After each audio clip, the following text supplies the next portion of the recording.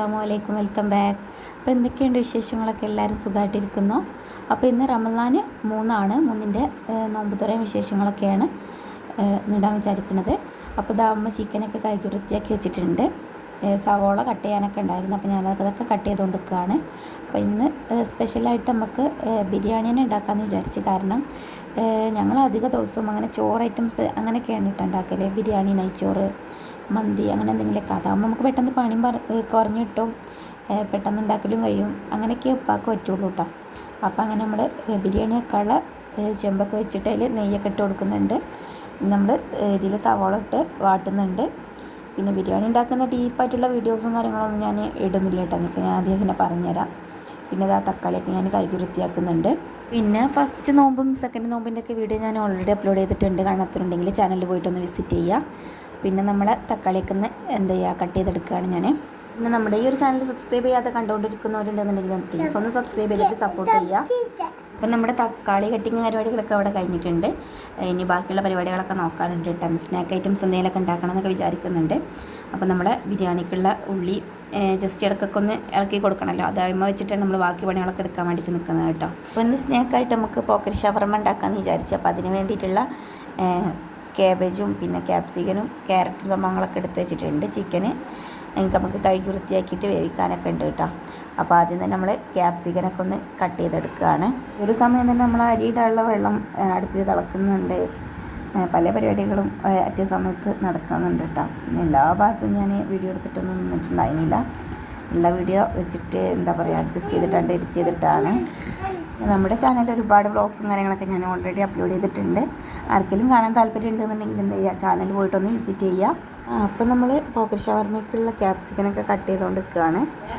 ഇതിക്ക് ആവശ്യമായിട്ടുള്ളത് ക്യാപ്സിക്കനും പിന്നെ ക്യാരറ്റും പിന്നെ എന്താ പറയുക കക്കരിക്കയും പിന്നെ ചിക്കനും പിന്നെന്താ ബ്രെഡും സംഭവങ്ങളൊക്കെയാണ് കേട്ടോ കാണിച്ചു തരാം.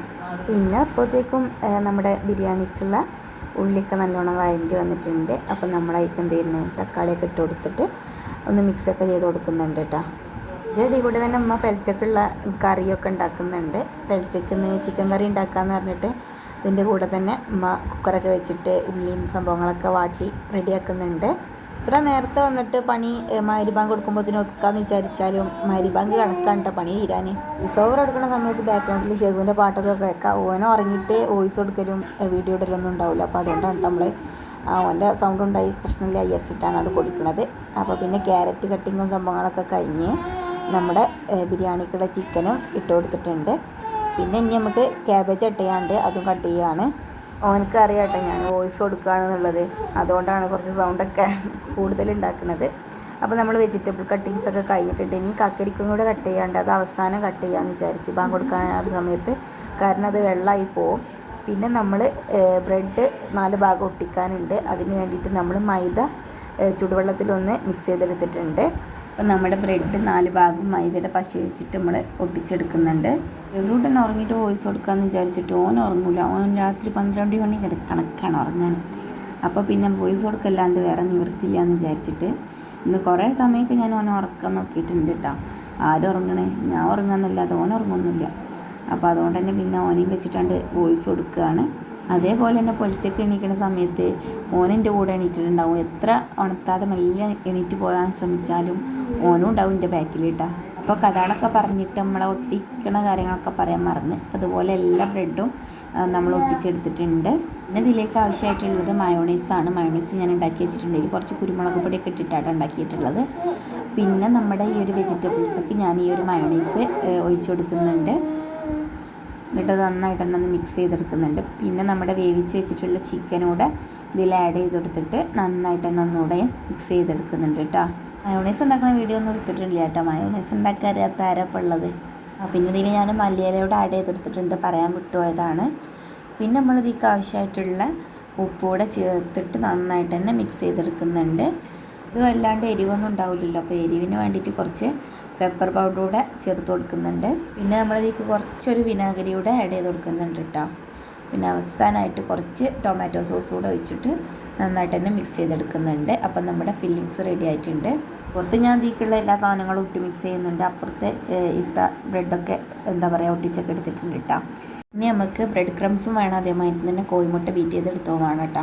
അങ്ങനെ ഈ ഒരു കോഴിമുട്ട ബീറ്റ് ചെയ്തതിൽ ഈ ബ്രെഡ് ഒന്ന് ഡിപ്പ് ചെയ്തിട്ട് നമ്മൾ ബ്രെഡ് ക്രംസ് കൊണ്ടൊന്ന് കോട്ട് ചെയ്തെടുക്കുന്നുണ്ട്. ആർക്കെങ്കിലൊക്കെ ഉണ്ടാക്കണം എന്നുണ്ടെങ്കിൽ ഉണ്ടാക്കിക്കോട്ടെ എന്ന് വിചാരിച്ചിട്ടാട്ടോ ഞാൻ ഡീപ്പായിട്ട് വീഡിയോ എടുക്കാൻ നിന്നിട്ടുള്ളത്.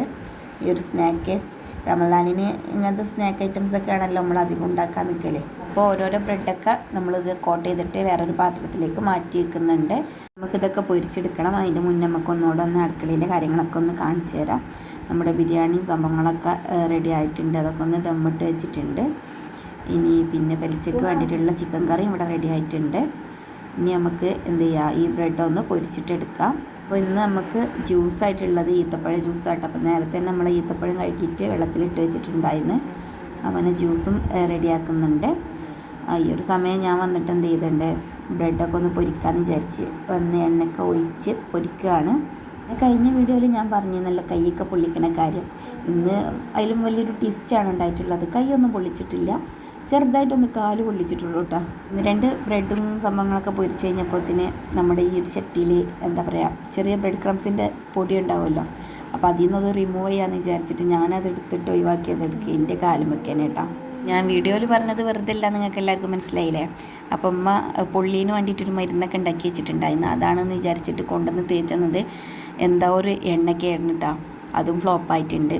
സാരമില്ല, എന്തായാലും പൊള്ളിയിലെന്ന് പറഞ്ഞിട്ട് കാര്യമാക്കണ്ടെന്ന് പറഞ്ഞാൽ നമ്മളെ പണി ബാക്കി തുടങ്ങുക. സമയം ഭാഗമൊക്കെ കൊടുക്കാനായിട്ടുണ്ടെങ്കിൽ അതുകൊണ്ട് തന്നെ പെട്ടെന്ന് ഇതിൻ്റെ നടുവിൽ കട്ട് ചെയ്തെടുക്കുകയാണ്. എന്നിട്ട് ശേഷം നമ്മുടെ ഫില്ലിങ്സ് ഇതിൽ നിറച്ച് കൊടുക്കുകയാണ് കേട്ടോ. അത്രേ ഉള്ളൂ പരിപാടി. പറയുമ്പോൾ സിമ്പിളൊക്കെയാണ്, പക്ഷേ ഉണ്ടാക്കി നോക്കണം, അപ്പോൾ അതിൻ്റെ റിസ്ക്കൊക്കെ മനസ്സിലാവുള്ളൂ.